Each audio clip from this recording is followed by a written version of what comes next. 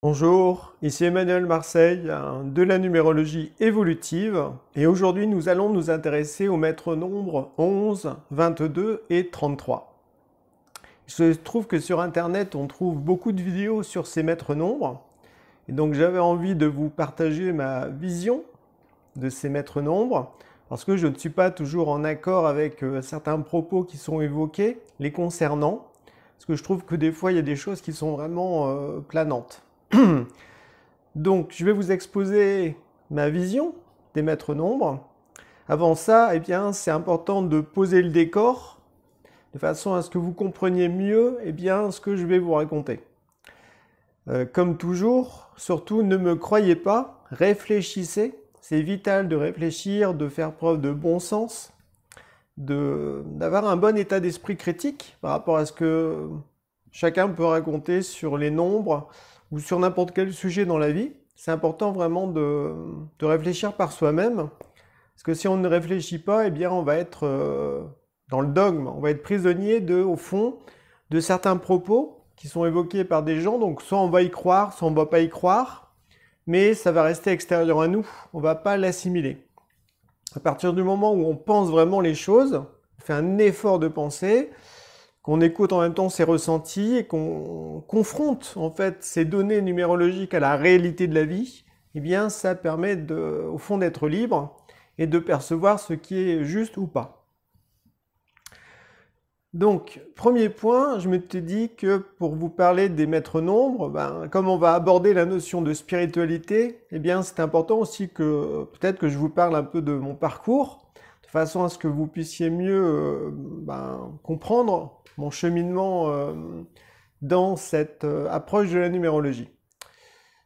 Donc depuis mon adolescence, en fait, je m'intéresse à tout ce qui est ésotérisme. J'allais à la bibliothèque, je fouillais tout ce que je trouvais, donc je lisais. Donc plein de sujets différents. Parallèlement à ça, je lisais aussi tout ce qui touchait les camps de la mort, les nazis, etc. Parce que je voulais vraiment comprendre au fond le mal, au fond ce qui s'était passé au niveau de l'horreur pendant la Seconde Guerre mondiale. Donc il y avait ces deux sujets-là qui étaient forts. D'un côté l'ésotérisme, mais en même temps de l'autre côté, au fond, chercher la connaissance du mal pour justement ne pas être lucide par rapport à ce qui se passe aussi dans le monde. Et puis parallèlement à ça, j'avais un père qui était policier et qui, des fois, lorsqu'on regardait les informations, nous disait, en fait, ce que les journalistes racontent, c'est pas la vérité. Parce que lui, il était sur place et il nous expliquait comment ça s'était vraiment passé. Donc là encore, dès le début, dès mon adolescence, j'étais amené à remettre en question la version officielle et donc à chercher vraiment la vérité, à ne pas croire aveuglément tout ce qu'on pouvait me raconter. Donc j'ai aussi fait des études d'ingénieur. Donc au fond, j'ai couplé à la fois une dimension très cartésienne, très rigoureuse dans la recherche, dans les études, etc. Et parallèlement à ça, j'étais ouvert à la dimension spirituelle. J'ai même fait des arts martiaux, puis du bouddhisme ésotérique durant ma vingtaine, pendant plusieurs années, où j'ai fait des ascèses, je méditais tous les jours. Donc je cherchais aussi une dimension supérieure, tout en suivant des études d'ingénieur. Donc ça donne un cocktail assez intéressant. À la fois, il y a la dimension de la rigueur scientifique, et puis en même temps, il y a la dimension de l'ouverture à l'intuition et à un autre monde, à d'autres réalités. La numérologie en elle-même, je m'y suis vraiment intéressé en 1991, quand j'ai découvert un livre de Pierre Lassalle qui était la numérologie holistique. Donc ça m'a vraiment passionné, donc je suis plongé à fond dedans. Et en même temps, à cette période, j'ai découvert un enseignement spirituel occidental. Donc j'ai lâché le bouddhisme, parce que je trouvais qu'il manquait certaines choses, comme le développement au fond de son esprit individuel, pour m'intéresser pour entrer au fond dans une pratique d'une voie spirituelle moderne et adaptée à notre époque occidentale. Donc, 1991, je m'intéresse sérieusement à la numérologie, même si j'y avais goûté un petit peu dans mon adolescence. Et puis, en fait, pendant 9 ans, je vais étudier, je vais méditer dessus. Je vais méditer sur les nombres, sur mon chemin de vie, etc., pour avoir des images, pour avoir des compréhensions intérieures. Je vais aussi comparer ça avec d'autres livres. Je vais aussi faire des recherches. J'ai envie de découvrir d'autres choses. Et donc à chaque fois que je découvrais quelque chose, eh bien, je le confrontais aussi à la réalité, c'est-à-dire je partageais avec mes amis pour voir si ça leur parlait, tout ça. Je proposais des ateliers, enfin bref, voilà, c'était très expérimental. J'étais à milieu de savoir que je serais un jour numérologue, je précise, hein, mais il y avait cet amour de la numérologie qui était très fort et que je voulais partager avec ceux qui m'entouraient. Et puis en 1999, un jour j'ai fait une consultation à une amie et elle m'a dit « mais peut-être que tu devrais offrir ça à des inconnus, pas simplement rester dans ton cercle amical ». Et là, quand elle m'a dit ça, j'ai eu un arrêt sur image en me disant « tu crois vraiment ?» Et donc ça a été l'aventure après quand je suis rentré à l'an 2000, eh bien d'un coup d'accepter d'être numérologue professionnel au fond, de donner des consultations payantes à des inconnus. Donc j'ai commencé aussi à donner des conférences, à faire des ateliers, puis des cours. Donc tout ça, ça s'est fait progressivement. Et donc c'était comme une seconde étape dans mon parcours numérologique. Donc je continue à faire des recherches parce que je trouve important que ce soit vivant. Il ne faut pas être confiné justement, restreint à ce qu'on a pu comprendre, découvert à un certain moment, mais d'être toujours au fond en évolution, en apprentissage, de façon à ce que ce soit vivant en soi et aussi vivant quand on va en parler. Et puis en 2012, j'ai été chahuté par une certaine situation qui a remis en question au fond certains aspects de ma pratique numérologique. Et puis pendant 2-3 mois, j'étais vraiment en stand-by en me disant « mais tout ce que j'ai fait jusqu'à présent, est-ce que c'était juste? Est-ce que je n'ai pas, au fond, je ne me suis pas trompé ou est-ce que j'ai pas mal conseillé les gens ?» Et en fait, au bout d'un moment, j'ai compris qu'au fond, par rapport à ma vision que j'avais de la numérologie ou ma pratique durant cette période, eh bien, j'ai attiré aussi à moi des gens qui cherchaient certaines compréhensions que je pouvais leur apporter. Donc suite à ça, en début 2013, j'ai vraiment opéré un changement dans certains calculs numérologiques. Et de là, ça a ouvert vraiment à un nouveau visage de la numérologie évolutive. Et de là, j'ai commencé à écrire mes livres parce que j'ai découvert d'autres choses qui d'un seul coup m'ouvraient des perspectives inattendues. Donc à ce jour, voilà, j'ai donné beaucoup de consultations, j'ai fait beaucoup d'études de thèmes, je continue à faire des recherches, parce qu'à chaque fois qu'on écrit un livre, eh bien, si on souhaite vraiment se mettre à la portée des gens, que ce soit compréhensible, et non pas dogmatique, mais qu'on donne aux gens les clés pour qu'ils puissent, au fond, assimiler ce qui est dans les livres, eh bien, tout ça, ça demande des efforts, ça demande de se mettre à la place des gens, d'essayer de comprendre un petit peu quelles sont les questions qui pourraient se poser. Et donc, dans mes livres, vous trouvez justement en fait des données numérologiques qui sont aisément compréhensibles à partir du moment où on accepte de se remettre en question, de s'ouvrir à d'autres perspectives et de réfléchir, tout simplement, de faire preuve de bon sens. Donc voilà un petit peu pour ce qui est de mon parcours. Maintenant, une des choses importantes à comprendre quand on s'intéresse au maître nombre, eh bien, c'est la notion d'évolution. Qu'est-ce que l'évolution? L'évolution, ça se passe, au fond, ça peut se vivre dans tous les secteurs de notre vie. Mais quand on parle d'évolution spirituelle, souvent les gens, ils pensent que c'est comme différent de l'évolution professionnelle, de l'évolution sportive, etc. Donc, il peut y avoir comme ça je trouve des illusions. Et cette vidéo a pour but aussi de clarifier certaines choses par rapport à ça. À partir du moment où il y a évolution, eh bien, ça repose sur des efforts. Si on ne fait pas d'efforts, imaginons, vous êtes dans votre travail, si vous voulez progresser dans votre travail, il va falloir faire des efforts, apprendre de nouvelles techniques, un nouveau savoir-faire, de nouvelles compétences, et là, vous allez progresser. C'est compréhensible, d'accord? Si par contre, dans votre travail, vous vous laissez aller, vous faites plus d'efforts, vous laissez traîner les choses, tout ça, eh bien forcément, ça va dépérir. Et si vous avez une entreprise, elle va vite se casser la figure. Ou dans votre travail, vous allez avoir les remarques de vos collègues parce que votre travail ne sera pas bien fait. D'accord? Donc le laisser aller fait qu'on régresse en quelque sorte. Dans le sport, c'est aussi très parlant. Si vous voulez, dans n'importe quel sport, si vous voulez progresser, il va falloir dépasser votre zone de confort, vos habitudes. votre niveau. Il va falloir faire des efforts supplémentaires, être plus performant, et là, à ce moment-là, vous pourrez prétendre à autre chose, à quelque chose de plus grand. Idem dans la relation amoureuse. Au début, souvent on se tient bien, on essaie d'être dans ses bons aspects, etc. Puis on voit beaucoup ça. Puis une fois qu'on est dans le train-train avec la personne, on commence à se laisser aller, on se permet tout, et puis donc il y a nos travers qui montent à la surface. Donc là encore, ça fait régresser la relation. Et puis dans la créativité, c'est pareil. Même si on a des capacités, des dons, eh bien si on ne les travaille pas, eh bien au fond, on va stagner à un certain niveau jusqu'au moment où ces dons, ces capacités vont se dissoudre, disparaître. Et donc quand des gens ont des capacités psychiques qu'elles ramènent d'une vie passée,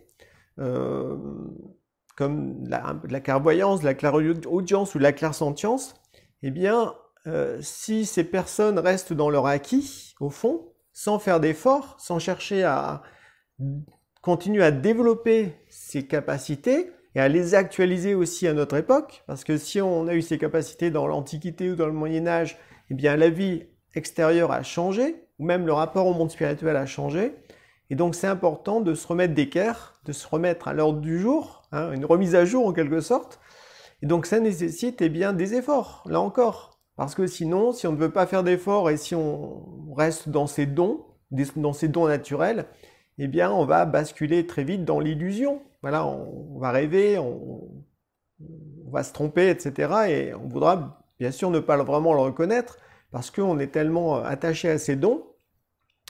Et souvent les dons psychiques que les gens ont, eh bien c'est des dons où ils sont un petit peu obligés de se laisser aller pour avoir des perceptions. Or, dès qu'il y a laisser aller, comme on a vu ça dans le travail, dans le sport, dans la relation, dans la créativité, dès qu'il y a laisser aller, il ne peut pas y avoir évolution. Il faut que ce soit bien clair. Une évolution, d'autant plus si c'est une évolution spirituelle, eh bien ça nécessite un double effort. À la fois, il y a des efforts intérieurs pour devenir meilleur, pour se transformer, pour faire le miroir au fond des situations qui nous sont renvoyées, voilà, pour comprendre notre destinée. Il y a tout un travail intérieur de changement, de transformation, d'ouverture aussi à des connaissances plus vastes, méditer sur des idéaux, sur des qualités pour s'ennoblir intérieurement. Et après, il y a les efforts à l'extérieur de façon à ce que notre spiritualité soit vécue concrètement dans la vie de tous les jours, dans notre travail, dans nos relations. Dans toutes les activités que l'on fait, eh bien, la spiritualité doit petit à petit s'insuffler. Et là encore, ça demande des efforts. Donc, dès qu'il y a une véritable évolution, eh bien, ça veut dire que la personne fait des efforts, qu'ils soient intérieurs ou extérieurs. S'il n'y a pas d'effort, eh bien, qu'est-ce qui se passe? Ça fait tomber dans la paresse ou dans l'inertie. Forcément. Dans n'importe quelle situation de la vie, si vous vous laissez aller, eh bien, vous devenez paresseux. Et puis, vous avez encore envie de moins faire d'efforts. C'est tout aussi valable dans l'évolution spirituelle ou quand on a des perceptions médiumniques ou de voyance, etc. Si on ne fait pas d'efforts, eh bien, forcément, ça va au fond tourner au vinaigre. Ça va nous induire en erreur et on va vivre dans l'illusion. On pourrait même avoir l'impression d'être totalement super évolué, etc. Mais si les gens nous regardent avec bon sens, ils verront qu'on plane, quoi, en fait, qu'on est décollé de la réalité et qu'on vit dans un monde imaginaire. Donc la spiritualité réelle, moderne, ça n'a absolument rien à voir avec ça. Donc c'est important de bien le préciser. De même que quand on entend parler de canalisation, de channeling, bien là encore, ce n'est pas évolutif. Ça n'a rien à voir avec l'évolution spirituelle. C'est des gens qui se laissent aller dans un état de rêve, voire même de transe, pour qu'il y ait des entités qui passent à travers elles et délivrent des messages. Donc l'évolution spirituelle, c'est tout l'inverse. C'est au contraire, il faut avoir une conscience qui est encore plus forte, encore plus concentrée, pour s'élever vraiment. Et donc ça nécessite de développer vraiment sa pensée, une pensée spirituelle, comme une épée en fait, d'avoir un super discernement, une bonne appréciation des choses, accepter de porter des jugements sains, réels. Parce que quand on parle de jugement, c'est la notion de balance et de karma qui intervient. Donc il faut aussi avoir une certaine connaissance à la fois du bien, mais aussi des formes du mal. il existe deux formes du mal. Il y a celles qui nous font planer, qui nous font décoller dans un monde imaginaire, où là on pense qu'on est tout beau, etc., qu'on est en relation avec des archanges, avec des super guides et tout, voilà, mais on plane. Voilà, ça nous fait planer. Et après, il y a, on va dire, l'autre mal qui, lui, nous colle à la matière, nous maintient dans la matérialité, fait croire que l'être humain, c'est juste qu'un corps, que l'esprit n'existe pas. Et donc, c'est vraiment deux formes du mal, qu'on retrouve d'ailleurs aussi dans certains propos numérologiques, où quand ça décolle trop, en fait, c'est plus du tout connecté à la réalité. Puis des fois, il y a des gens qui sont numérologues, mais ils sont totalement matériels, à fond les manettes, et il n'y a aucune ouverture spirituelle. Et c'est un paradoxe, parce que la numérologie, justement, c'est relié à des principes spirituels universels. Donc il y a vraiment des fois des choses bizarres, mais voilà, c'est la diversité de l'humanité, hein, voilà, qu'on peut retrouver aussi au sein de la numérologie. Donc voilà un petit peu ce que j'avais à vous partager globalement. Donc retenez que qui dit évolution dans n'importe quel domaine de la vie dit effort. Sinon, on régresse en fait.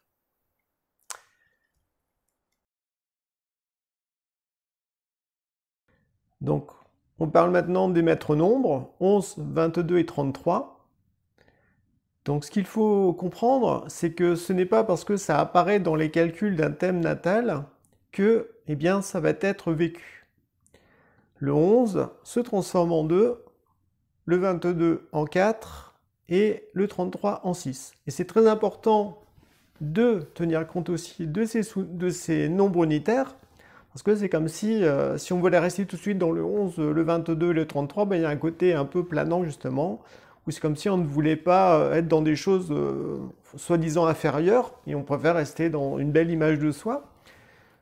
Il m'est arrivé dans des consultations de voir des gens qui étaient accablés, parce que voilà, ils avaient vu, ou ils avaient lu, ou ils étaient allés voir un numérologue, qui leur avait dit que voilà, ils avaient tel nombre, etc. Et la personne se sentait prisonnier d'obligations, à devoir accomplir des grandes choses, etc., alors qu'elle s'en sentait incapable.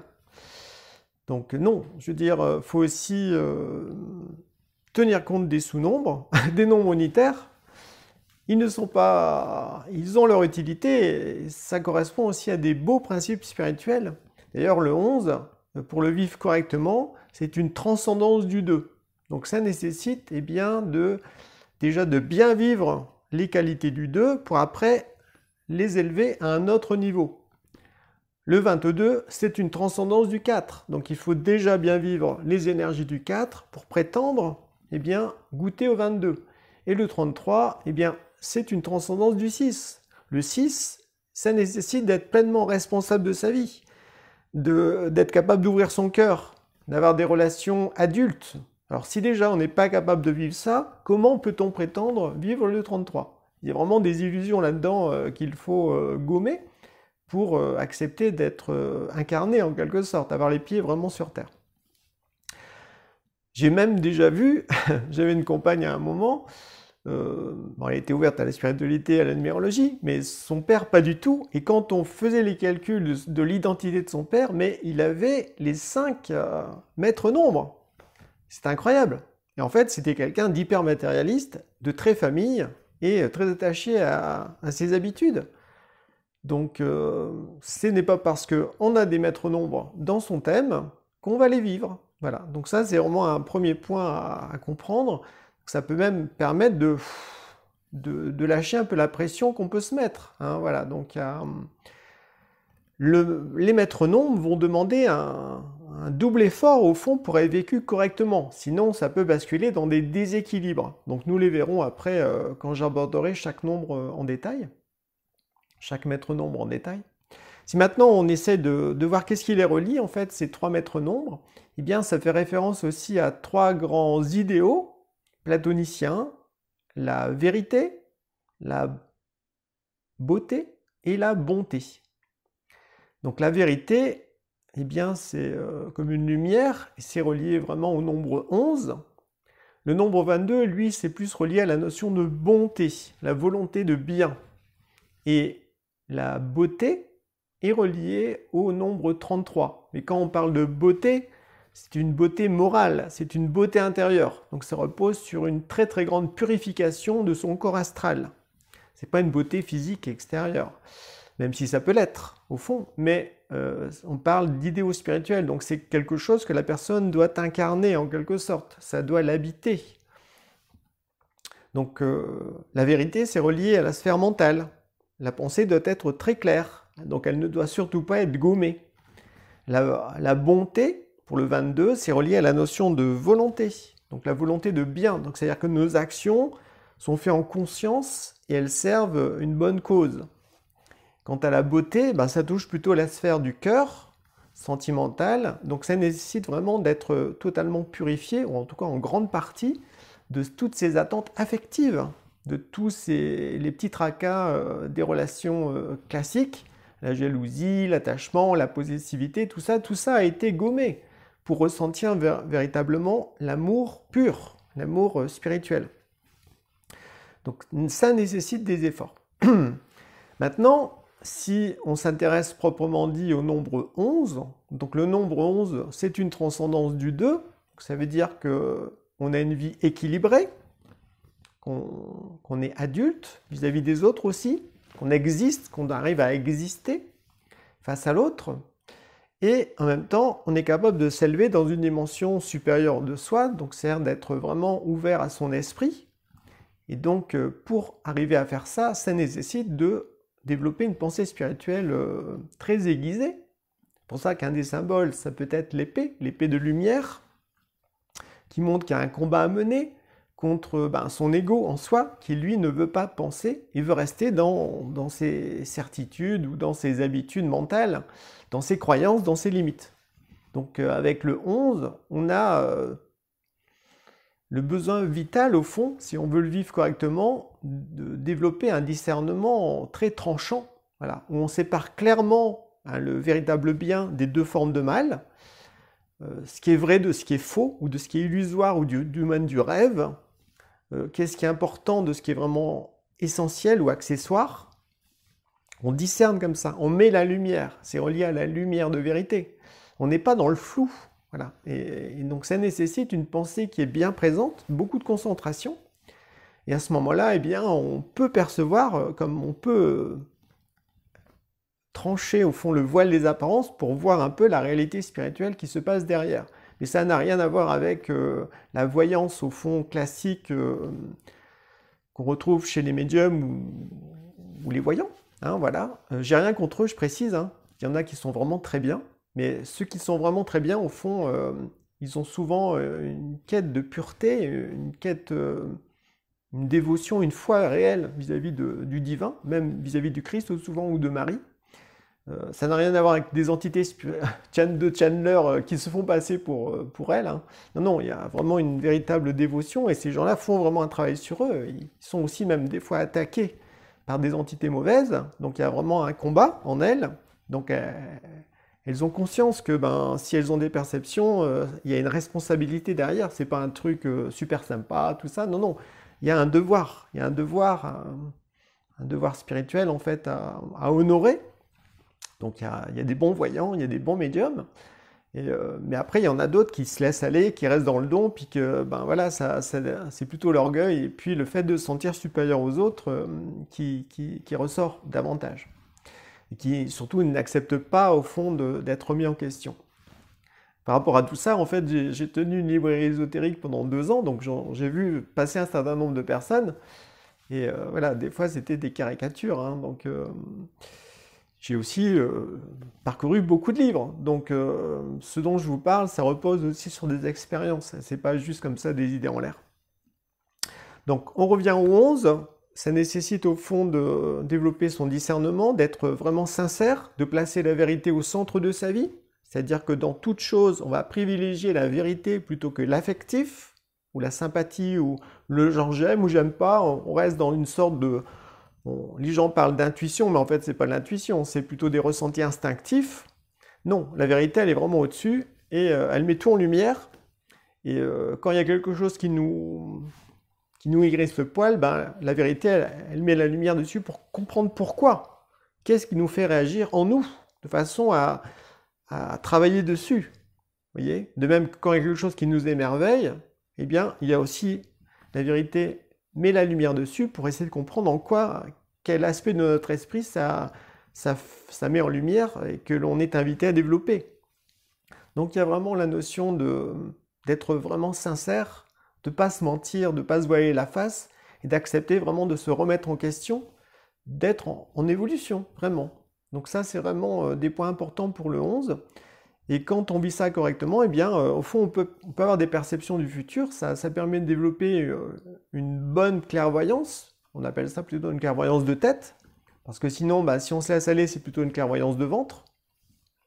Donc il y a cette notion comme ça de percevoir aussi des images spirituelles. Alors bien souvent, quand ce sont des véritables perceptions spirituelles, eh bien c'est symbolique ou c'est quasiment incompréhensible parce que ça n'a aucun rapport avec la vie personnelle, avec la vie de la personnalité.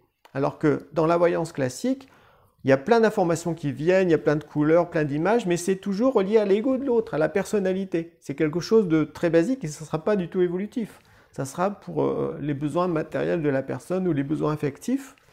Mais là, en fait, là, c'est des visions astrales lunaires, alors que quand on développe une véritable clairvoyance, on bascule au-dessus du monde lunaire et on est dans un astral beaucoup plus pur, voilà, ou même sur le plan mental, pour voir des images qui vont être évolutives, c'est-à-dire que bah, quand on va avoir des perceptions, ou quand même on va vivre une rencontre avec une entité spirituelle, ça va être quelque chose de chamboulant, c'est-à-dire que on va être perturbé, ça va entraîner des remises en question, un travail sur soi, enfin, c'est pas cucu les petits oiseaux, c'est pas, ah, c'est super sympa, j'ai rencontré tel ange, tel archange, tout ça, tout va bien, on a bu le thé ensemble, tout ça. En fait, non. Là, on est dans le channeling, on est dans l'illusion, et c'est pas des bonnes entités spirituelles, on va dire, c'est des entités de fausse lumière qui se font passer pour des archanges, etc., connus, mais, et qui vont nous flatter, qui vont, voilà, ils vont bien sûr, ces entités, elles sont loin d'être idiotes, elles sont très intelligentes. Elles lisent en l'être humain comme dans un livre ouvert, donc elles savent exactement ce qu'il faut dire, et que si l'être humain qui entend leur message ou voit leurs images, eh bien, ne pense pas, justement, ne fait pas preuve de discernement, eh bien, ces personnes-là vont se faire rouler dans la farine, comme on dit, hein. Elles vont être persuadées d'avoir des grandes vérités, d'être des grands guides, tout ça, mais par contre, elles vont devenir dépendantes de ces entités. Puis elles vont quasiment plus rien faire à l'extérieur sans demander leur aval. Donc en fait, il n'y a pas du tout l'autonomie spirituelle que requiert le 11. Le véritable 11, c'est quelqu'un qui est pleinement autonome concrètement sur Terre et aussi vis-à-vis du monde spirituel. Donc il y a une notion comme ça d'accepter aussi de développer pleinement son libre arbitre. C'est un double 1. Donc il y a une notion comme ça d'être entier, intègre, voilà, et de ne dépendre de personne. Donc il y a une notion comme ça d'indépendance, d'autonomie très forte, et en même temps d'être ouvert à la dimension spirituelle, mais on ne gobe pas tout ce qui est raconté, tout ce qu'on entend, tout ce qu'on voit. Non, non. On passe ça au crible du discernement, de l'appréciation juste, vraiment, et on prend du temps pour que justement on essaie de ressentir si ces perceptions invisibles, eh bien, est-ce qu'elles sont véritablement vraies et bienveillantes, ou est-ce que c'est au contraire des choses qui vont nous dévier de notre route? Donc il y a vraiment une notion comme ça de grande vigilance à avoir. Et alors voilà, je place le niveau très haut, hein, je précise. Hein. Mais quand on a des 11 dans son thème, eh bien ça veut dire qu'on peut aussi avoir des perceptions spirituelles où on est invité, si c'est le chemin de vie notamment, à s'éveiller vraiment à la spiritualité pour justement changer sa vision de la vie et puis voir les choses avec plus de vastitude. Donc le 11 ouvre aussi sur le futur. C'est pour ça qu'on peut aussi voir des gens qui sont très épris de nouvelles technologies ou une créativité très originale. Il y a beaucoup d'acteurs aussi et d'actrices qui ont par exemple en expression 11 ou en chemin de vie 11, voilà, c'est assez fréquent, qui montrent des gens en fait qui sortent de l'ordinaire. Voilà, donc il y a une notion comme ça de sortir du lot pour justement, dans l'idéal, eh bien, il faut que ces personnes soient des modèles pour leurs semblables. C'est pas toujours le cas, hein. Mais le 11, il invite comme ça à exprimer pleinement sa lumière, à montrer l'exemple en fait, et donc ça nécessite eh bien, d'être juste, d'être honnête, d'être sincère, d'être vrai, en fait, et de ne pas jouer un rôle, de ne pas faire semblant. Donc tout ça, c'est relié au 11. Donc ça peut entraîner comme ça une créativité très inspirée. Mais retenez, comme j'ai pu le dire au début de la vidéo, pour vivre le 11 correctement, il faut faire des efforts à tout niveau. Voilà. Il faut chercher à être meilleur. Il faut progresser en fait. Il faut chercher à développer des capacités au fond futuristes que l'humanité acquérera naturellement plus tard. Voilà, c'est la notion de précurseur. Donc c'est-à-dire qu'on veut aller vers le futur, mais donc on peut avoir des perceptions d'un futur proche ou lointain, et on va se dire, mais aujourd'hui, comment est-ce que je peux intégrer ça dans ma vie concrète? Comment est-ce que je peux le vivre en moi, de façon à ce que il y a des graines qui soient semées au sein de l'humanité, à notre époque. Donc une notion comme ça on perçoit le futur, on le ramène en soi, on le vit, on l'assimile, et on l'incarne au fond, on le fait passer dans ses relations, dans son travail, dans sa créativité, on essaye de faire passer des choses. Et à ce moment-là, il y a une connexion entre l'intérieur et l'extérieur, ou le futur et le présent. Mais on n'est pas dans un faux monde spirituel où on plane, en fait. On est vraiment dans la réalité. On est sur Terre, c'est sur Terre qu'on apprend. Si sur Terre, on ne développe pas son discernement dans les choses concrètes de la vie, mais comment peut-on avoir du discernement par rapport à des choses invisibles? On ne perçoit rien du tout, on n'a aucune valeur, et on va croire naïvement que c'est bien, voilà, il y a telle entité qui vient, on y croit dur comme fer, tout ce qu'elle nous dit. Il y a un côté très enfant et naïf, en fait. Donc ça touche le déséquilibre du 11. C'est que si la pensée n'intervient pas, eh bien, il y a des perceptions psychiques qui sont là très présentes. On se fait au fond influencer, et on prend les vessies pour des lanternes, hein, c'est-à-dire qu'on entend des gens, des fois, j'ai plein de guides, tout ça, mais en fait... c'est bizarre.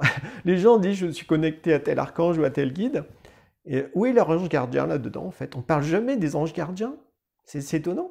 Pourtant l'ange gardien c'est lui qui garde notre destinée. C'est lui qui a le plan de route là, du thème natal astrologique ou numérologique, et c'est lui qui nous aide à vivre correctement notre destinée. Or là, dans tous ces gens-là qui sont soi-disant connectés à des super grandes entités, eh bien on n'entend jamais parler de leur ange gardien.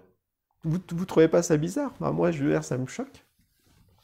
Et déjà, rencontrer son ange gardien, le percevoir, c'est différent, parce que lui, il est vraiment au service du bien, donc il va ne rien vous imposer. Voilà. Il va créer des situations pour vous aider à prendre conscience de certaines choses, il va vous faire vivre des épreuves ou des expériences en lien avec la destinée, que vous avez construit avec lui là-haut, avant de vous incarner, mais en aucun cas, il va s'imposer à vous. Il veut, au contraire, que vous soyez libre, autonome, que vous utilisiez votre libre arbitre. Donc là, on est dans autre chose.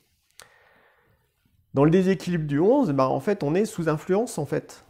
Comme dans le monde extérieur, on est sous influence politique ou voilà, mondialiste, tout ça, en fait, c'est tout aussi valable dans le monde invisible. Hein. Je veux dire, si vous ne faites pas d'efforts, si vous croyez aveuglément tout ce qu'on vous raconte, eh bien, vous allez être une marionnette, en fait. Les gens vont être des marionnettes pour des entités invisibles. Des entités de fausse lumière, qui vont se faire passer pour des entités de véritable lumière divine. Mais en fait, ça n'est pas le cas. Donc là, il faut vraiment faire preuve de lucidité. Puis en plus, le 11, comme ça touche, si on ne fait pas d'effort pour au fond maîtriser sa nature égotique, en fait, c'est la pensée en fait, hein, qui permet de maîtriser ça, eh bien on va tomber plus facilement dans la nature animale. Donc tous nos travers instinctifs eh bien, vont s'exacerber, voilà, vont se renforcer. Et, ce qui fait qu'on va être encore plus chahuté. Donc voilà, jouer avec le 11, ça nécessite d'avoir conscience des forces en présence, des dangers, de façon à ne pas s'illusionner, parce que sinon après, on va se faire embarquer là-haut et on va être déconnecté de la réalité. Voilà. Très important, l'évolution, c'est j'ai les pieds sur terre. On est incarné dans un corps physique, on n'est pas un ange, hein, on décolle pas, non, enfin, faut être là. C'est sur terre qu'on vit l'évolution, en fait, à tout niveau. Donc voilà un petit peu pour le nombre 11. Et oui, le nombre 11 aussi, il y a la notion de fraternité. C'est-à-dire que, comme le 2, ça touche la dimension relationnelle, bah, quand cette dimension relationnelle a été épurée de l'affectif, de la jalousie, de l'attachement possessif, etc., eh bien, on peut entrer en relation vraiment avec les autres et on peut commencer à goûter à la fraternité. Je dis bien goûter, parce qu'en fait, pour vivre véritablement une fraternité avec des gens, ben, il faut être assez conscient de son esprit pour sentir que ben, on se tient, on est très différents, on se connaît relativement bien dans son esprit, justement, dans ses qualités, dans ce qu'on est venu apporter, dans ses destinées. À ce moment-là, on peut s'associer avec d'autres pour accomplir des actions au service d'une grande cause, au service du plan divin en quelque sorte. Mais chacun est différent et chacun a sa propre couleur et c'est ensemble on unit nos forces pour faire des choses que seul on ne pourrait pas faire. Donc là on est dans une véritable fraternité, un peu comme les chevaliers de la table ronde, nous étaient très différents mais en même temps tous au fond au service du Christ solaire. Donc il y avait ça qui est important. Donc voilà pour le 11. On passe maintenant vers le 22-2.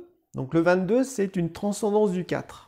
D'accord? Donc le 4, ça veut dire que ben, j'accepte d'être quand même bien incarné, de m'occuper de mes affaires matérielles, de mon corps, d'être bien organisé, quelqu'un de responsable sur qui on peut compter, d'avoir de la rigueur.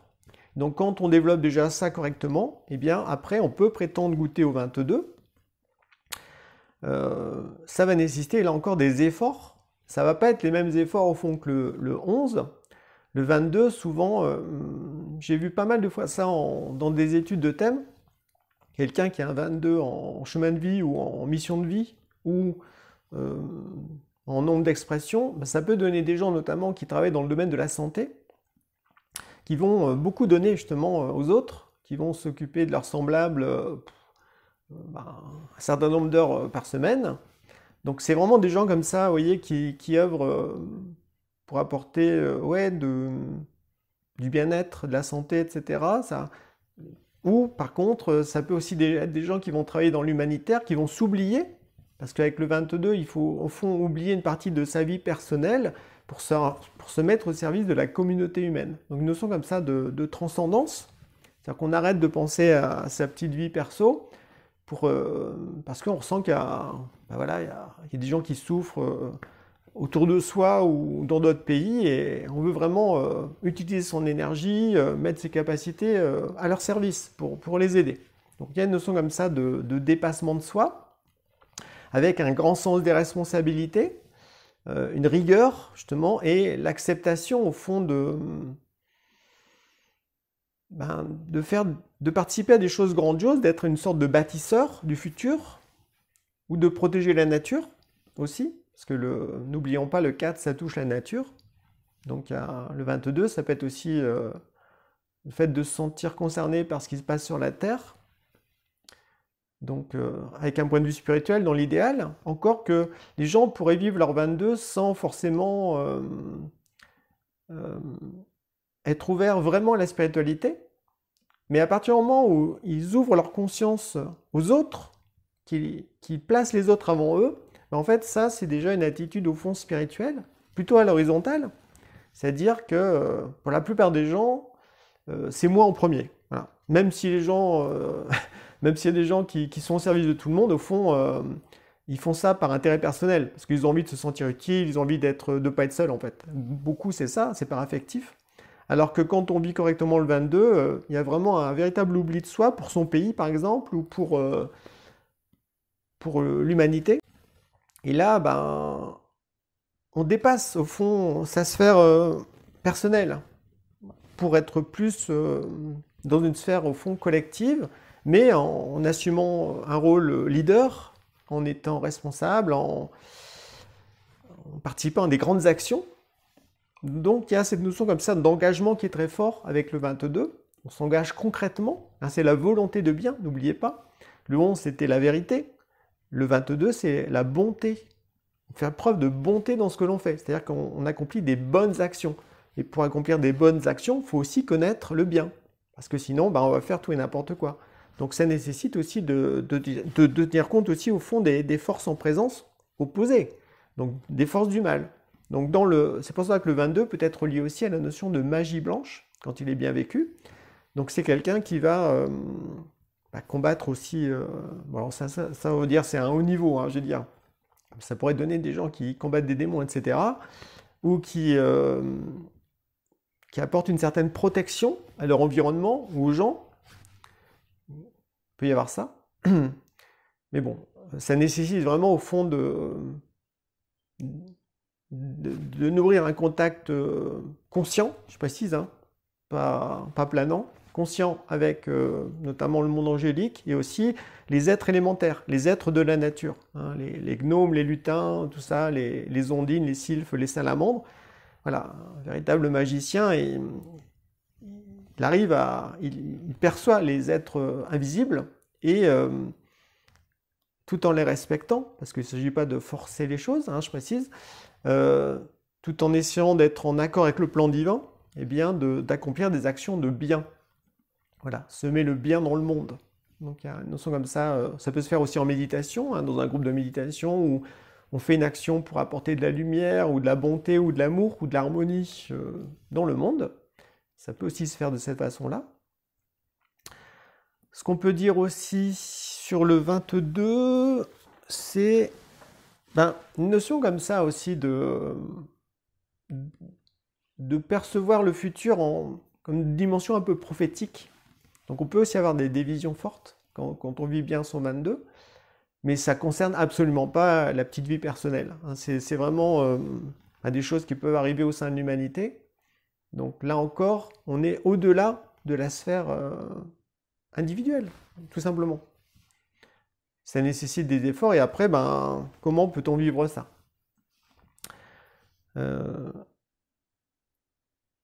Oui, il y a aussi la notion je parlais de santé, de médecin, mais ça peut aussi toucher les techniques énergétiques, parce que le 22, c'est un double 2 aussi. Donc le 2, c'est la notion de se relier à la fois aux autres, mais aussi au monde invisible, ou aux énergies. Donc une notion comme ça de développer sa clairsentience. La clairsentience est beaucoup reliée au 22, c'est-à-dire qu'on peut ressentir aussi dans son corps le mal-être des gens. Il y a des gens qui sont très doués par rapport à ça. Mais en même temps, la clairsentience, ça reste pas... là encore, ça doit être travaillé, tout comme la clairvoyance qui doit être travaillée, actualisée à notre époque. Et donc la clairsentience, bien souvent, les gens qui progressent là-dedans, et ils réfléchissent beaucoup pour savoir à quoi correspondent les ressentis qu'ils ont, à quelle partie du corps ça correspond, à quel mal, ou à quel problème de maladie, etc. Donc il y a vraiment tout un travail de pensée, de conscientisation. On ne reste pas juste simplement dans le ressenti, puis je fais un petit truc, et puis voilà. Non, il y a un effort de réflexion, de clarification en fait. Hein. Quand on utilise sa pensée, on apporte de la lumière dans tout ce que l'on vit, à la fois dans sa vie extérieure, mais aussi dans ses ressentis ou dans ses perceptions intérieures. Et c'est très important. Donc le 22, il est beaucoup relié à ça. Donc quand le 22 est mal vécu, eh bien ça nous donne quelqu'un qui peut basculer facilement dans l'abus de pouvoir, qui a une mainmise sur les autres, qui est manipulateur. C'est plus la volonté de bien, là, hein, vraiment, c'est la volonté au service du mal. Donc un côté comme ça de puissance, une quête de puissance, d'immoralité profonde, de perversion souvent au niveau de la sexualité, et ça peut basculer aussi dans la magie noire, où on fait des rituels pour porter atteinte à certaines personnes. Donc tout ça, c'est, on va dire, le côté obscur du 22 quand il est déséquilibré et mal vécu. C'est pour ça que, d'où l'importance de la moralité, l'importance au fond de se mettre au service du divin pour être inspiré par les bonnes entités, et non pas décoller ou basculer dans le côté obscur, hein, de la force. Passons maintenant au nombre 33. Donc on a vu que le 11 c'était relié à la vérité et plus à la sphère du mental, la sphère mentale. Le 22 c'est plus relié à la bonté et à la volonté. Et le 33 c'est relié au sentiment et à la beauté. La beauté morale, la beauté, une véritable beauté intérieure du cœur. Donc la beauté morale, il y a bien morale, c'est-à-dire qu'on a conscience de ce que l'on fait. dans le relationnel, dans ses actions, dans ses pensées, dans ses paroles? Est-ce que je suis moral? Est-ce que je respecte le bien? Est-ce que je suis au service, au fond, de quelque chose de noble? Hein, il y a une notion comme ça, au fond, de s'ennoblir intérieurement. Avec le 33, ça repose beaucoup sur la notion de sacrifice, je précise. C'est loin d'être évident à vivre correctement. C'est pour ça que les gens vivent beaucoup plus le 6, tout de suite directement. Parce que, comme le 33, c'est une transcendance du 6, si déjà, dans le relationnel, la personne n'est pas adulte, elles sont toujours victimes ou elle veut contrôler la vie des gens, comment voulez-vous qu'après on puisse passer à une dimension supérieure? Déjà, simplement dans la vie de tous les jours, la personne, elle ne se comporte pas comme une adulte, comme un adulte. Donc, c'est pour ça, de nouveau, restons humbles. Le 33, eh bien, c'est un haut niveau qui demande une grande purification intérieure. C'est-à-dire qu'on a traqué en soi tout ce qui est affectif. Affectif, hein, au niveau de l'étymologie, ça veut dire faire semblant d'aimer. Donc, voilà, ça veut dire que on veut s'attacher aux gens, on pense que c'est de l'amour, mais ça n'a rien à voir avec l'amour. L'amour pur, c'est un feu spirituel qui est dans le chakra du cœur, qui est aussi relié à notre esprit, là-haut, et on donne. Il n'y a aucun deal, en fait, aucun attachement. C'est une offrande, on donne. Donc, et pour ça, pour développer ça, ça nécessite de se purifier de tous ces attachements relationnels. Ça nécessite de travailler en profondeur sur sa petite enfance. Le 33, hein, c'est un double 3. Le 3, c'est relié à l'enfance. Donc, il y a une notion comme ça de passer au crible tout ce qu'on a pu vivre, surtout durant les 3 premières années, pour se purifier au maximum d'automatisme, d'habitude. Voilà, en fait, purifier une partie de son karma.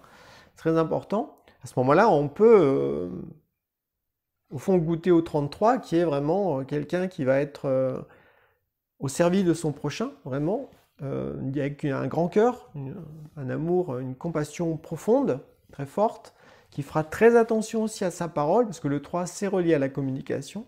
Donc il veillera vraiment à ce que sa parole soit vraie, essentielle et bienveillante.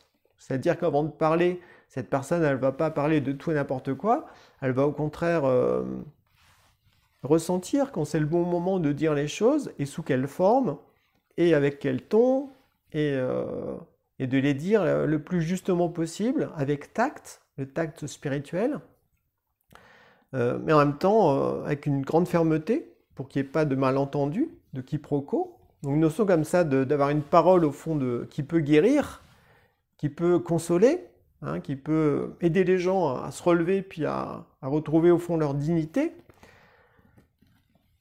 Tout ça, ça nécessite un grand travail, une grande purification intérieure pour parvenir à faire ça. Donc c'est étape par étape. Le 33-6 montre aussi quelqu'un qui, au niveau de la guérison, on peut avoir des capacités très importantes pour justement aider ceux qui souffrent. Mais il ne va pas les aider juste comme ça pour les soulager. Il va au contraire les pousser à avoir des prises de conscience. Parce que la personne ne pourra jamais guérir véritablement si elle ne comprend pas pourquoi elle se trouve dans cette situation. Donc là encore, il y a la pensée qui intervient. On met la lumière sur tout ce qui se passe. On met la lumière sur ses relations, sur l'autre. Quand on veut aider quelqu'un, on essaye à ce qu'il ait des prises de conscience pour qu'il puisse assumer aussi sa responsabilité dans cette affaire et non pas se considérer en victime. Vous voyez, il y a une notion comme ça de nouveau, l'importance de la pensée pour tout mettre en lumière et puis en même temps respecter la liberté d'autrui. Parce qu'il y a des gens qui ne veulent absolument pas être responsables, ils veulent se faire prendre en charge et se considérer comme toujours victimes parce que ça leur donne un rôle, ça leur donne un sentiment d'existence. Donc le 33, lui, il ne va pas là-dedans, il n'est pas dans la prise en charge. Il est dans « j'aide mon prochain » si la personne, elle veut vraiment se sauver elle-même.